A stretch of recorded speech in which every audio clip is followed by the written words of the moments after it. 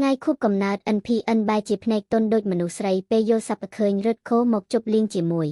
នៅថ្ងៃទី15ខែមីនាឆ្នាំ2025នេះអ្នកលេងបណ្ដាញសង្គម Facebook ជាពិសេសអ្នកគាំទ្រតារាចម្រៀងរ៉េបលោក NPN បានចូលរួមអបអរសាទរនិងជូនពរលោកជាបន្តបន្ទាប់ក៏ព្រោះថ្ងៃនេះជាថ្ងៃខួបកំណើតរបស់លោកយ៉ាងណាមិញទន្ទឹមនឹងការជូនពរយ៉ាងរីករាយនោះអ្នកគាំទ្រក៏បានបង្ហាញអារម្មណ៍សោកសៅបន្តិចដែរក្រោយបានឃើញលោក NPN បង្ហោះសារពីតារាចម្រៀងរ៉េបរឹតកូជាមិត្តសម្លាញ់ដែលបានលាចាកលោកទៅគ្មានថ្ងៃត្រឡប់ក្នុងនោះលោក NPN បានបង្ហោះសារមួយឃ្លាថាបានយល់សប្តិឃើញលោករឹតខូមកកម្មវិធីជប់លៀងថ្ងៃកំណើតរបស់លោកដោយរៀបរាប់ថា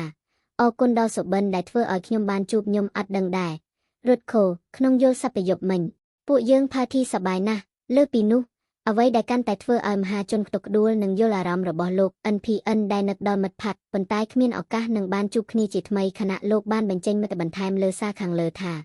ដឹងស្អីចូលភ្នែកទេហូរទឹកភ្នែករហូត